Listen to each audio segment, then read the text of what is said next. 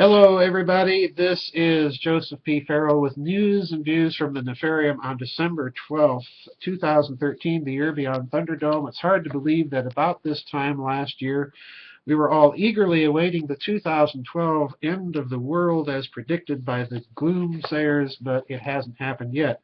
But the elites are hard at work on it, and we're going to be talking about that today. But I want to first take care very quickly of some housekeeping. Many of you have been emailing and asking me if, in fact, I have started another book. And here is your answer. Right there it is. I started it this week after some months of doing some research and figuring out how I was going to approach the next series of books. And I finally figured it out.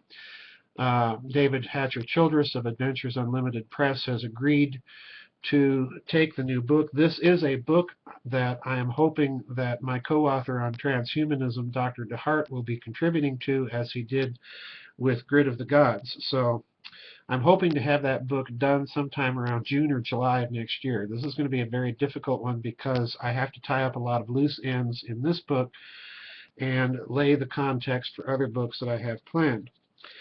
Now, let me get to the articles that were sent to me. Three of you sent me articles. I want to thank you, Miss D.O., Mr. K.L., and Mr. G.B., and I don't want to give people's names, but I'm using their initials to identify them in the audience for sending me, and thanking them for sending me these articles.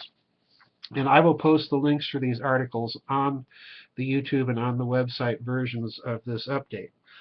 The first article is South Korea expands its air defense zone.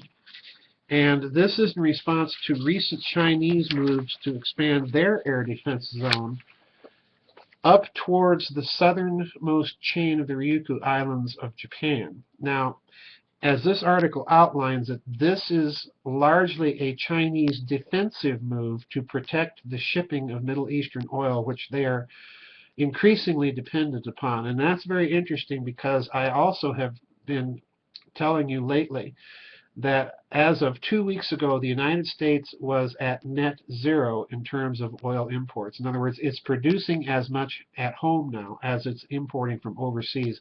And that trend is going to continue. That trend was probably behind the recent Saudi Arabian, more or less, snub of the United States and their moves closer to Israel. So these are things to watch. The Middle East is already responding to this trend, in other words. Now, China's moves are defensive in nature, but this article does mention one thing very significant, and this was brought to my attention by Ms. Dio, who sent this article to me, and I concur with her because what the article is suggesting is that there are looming fissures within the BRICSA alliance of nations, that alliance that grew out of the Shanghai Accords that were negotiated by Vladimir Putin, the leader of China and the Prime Minister of India, some years ago. And that has since expanded to include, of course, Brazil and South Africa. Now, the article states this after pointing out that China's moves to extend the air defense zone are more or less defensive in nature because they do not have a large enough ocean-going navy to protect its Middle Eastern oil shipping as yet. The article states, quote, India and Russia, however, are another matter.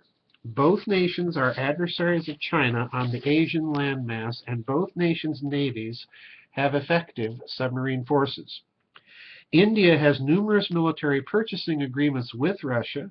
The two nations have jointly designed and built surface warships, and India just took delivery of a large Soviet-era aircraft carrier rebuilt by Russia's Sevmaz shipyards to an entirely all-Indian Navy redesign. The one constant of world history is that it often repeats itself. China is a nation severely overpopulated and one in which half the land area is not the most habitable or economically viable. Added to these factors is that the Chinese people, the communists, nor even the nationalist Chinese in Taiwan, have ever relinquished the belief that Siberia and the Russian Far East are in fact stolen Chinese lands, which of course goes back some centuries. Lands which today are largely uninhabited hinterland controlled by a modern Russia with a decreasing population of less than 150 million people, mainly concentrated west of the Ural Mountains. China is a dictatorship ruled by one political party with no other parties allowed. No dissent is allowed to breach totalitarian control. What better land to take than that uninhabited, quote, stolen Chinese land, unquote, and to return it to its rightful owners, unquote. Now, in other words, this is the background the article goes on to suggest behind Russia's recent overtures to Japan, all right?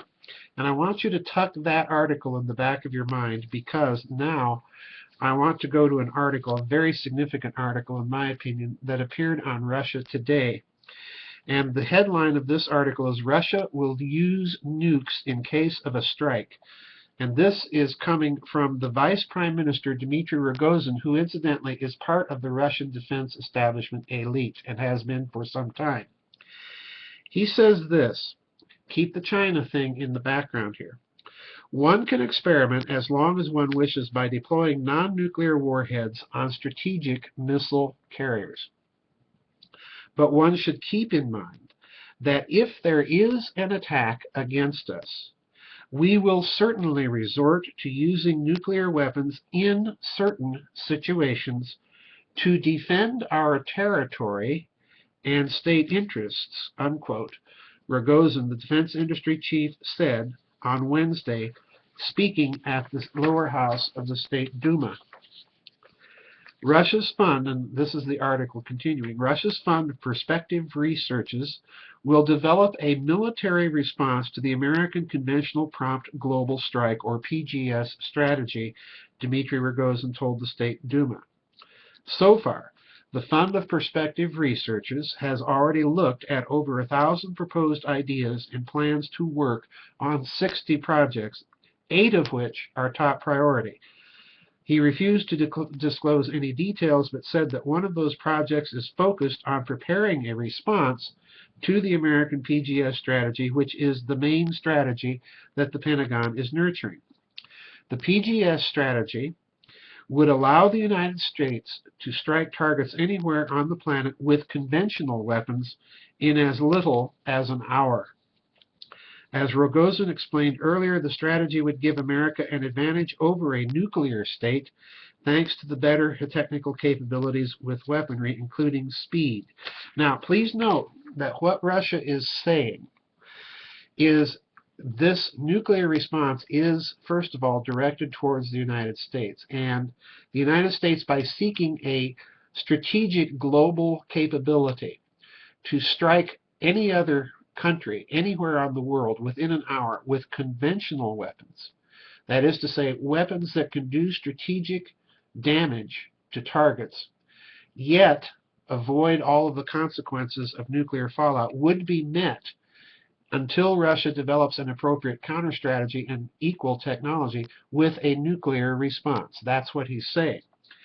But I am bold to suggest that he's also responding to the increasingly militant attitudes we see coming out of the People's Republic of China and that long-standing Chinese claim. In other words, Russia hasn't the manpower to defend that vast area east of the Ural Mountains all the way to the Pacific Ocean and the Bering Straits.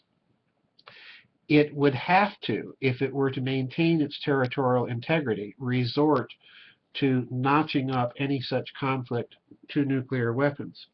Now, that's a very significant statement because it's something that indicates a long-term problem will exist within the BRICS alliance between Russia and China on the one hand, with Russia and India being the counterbalancing force, all right?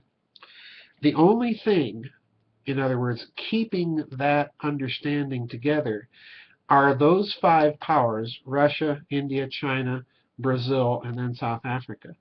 Those nations' concerns about increasing American unilateralism and their fear of falling under that kind of American hegemony. In other words, being reduced essentially to puppet states. If the United States threat is removed from that equation, then the balance of power within the BRICSA alliance shifts, and you'll see China becoming the object of their concerns. So Russia's message here, even though it's directed in the article against the United States, is also a very, very subtle message that it's being directed against China. And again, Russia is sending very, very subtle signals that it is going to develop a similar or parity technology to the American conventional global strike force strategy. So watch for that. Now, the final article I want to point out is yet another move that Russia is making. And this is an article that details a request by Turkey's Prime Minister Erdogan to admit Turkey into the Shanghai Cooperation Organization. Now, the only thing that we can conclude from this is Turkey is such a crucial component and has been to the Western NATO alliance ever since NATO was formed. Turkey was one of the first countries admitted to the alliance, and Turkey was one of the first countries besides West Germany that allowed the United States to station intermediate range ballistic missiles with nuclear warheads on its soil. All right, and that, of course, led to the Cuban Missile Crisis when the Russians stationed intermediate range ballistic missiles in Cuba. And the deal, of course, that was struck between Premier Khrushchev and President Kennedy was both nations would remove those missiles from each other's backyard. Turkey has been a linchpin in the Anglo-American geopolitical strategy in the Middle East ever since. And we've seen that play out recently with Syria. Now, this move, in my opinion, can only mean that Turkey has seen the economic handwriting on the wall, and it is not expecting, this is very significant, it could suggest that Turkey is not expecting the European Union to stay together, in its current form. And it is also, in my opinion, extremely wary now of American intentions and ability to defend its allies in the region. So Turkey going to Russia, this folks, you have to understand the alarm bells that this now has to be setting off in London and Washington. Because if you go back in history to the 19th century, Russia at one point was at the gates of Constantinople itself in the late 19th century. And it was set to take the city, claim the Bosporus, and have an uninhibited sovereign right of passage from the Black Sea out into the Mediterranean Sea. This has long been a goal of Russian foreign policy. The only reason that this was stopped was the Treaty of San Sebastian, and then, of course, the Tsar's armies had to pull out of Turkey, and the Ottoman Empire was saved. When Turkey turns to Russia for help in admittance to the Shanghai Accords, this is basically Turkey signaling we want to become part of the BRICSA nations alliance too. And that would mean we would have the BRICSA nations, Brazil, Russia, India, China, South Africa, and Turkey. All right. So in other words, more and more people, more and more countries seem eager to jump on the BRICSA bandwagon for the moment. Interestingly enough, too, Turkey didn't turn to China for that, and Turkey didn't turn to the other two major powers within the BRICSA alliance, India or Brazil. It's to Russia. And this means that the perception exists in Ankara that Russia is really the glue holding all of that together. And I have long been of that opinion myself.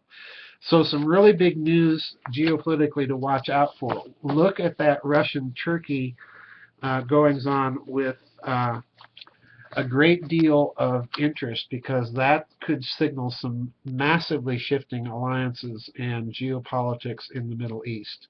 And it may be that that whole Turkish shift was in the works and being prepared, and that may have been the reason why we saw the sudden interest in diplomatic solutions in Iran and elsewhere, because of course any sort of military action in the Middle East against Iran without Turkey's help or support would be extremely difficult. So something to watch, folks.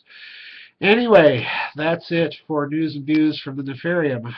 We do have a members bid chat tomorrow night for members of the website. That'll be at 8 o'clock U.S. Central Time. We've already got some good questions in on that. I'll see you on the flip side, everybody, and God bless.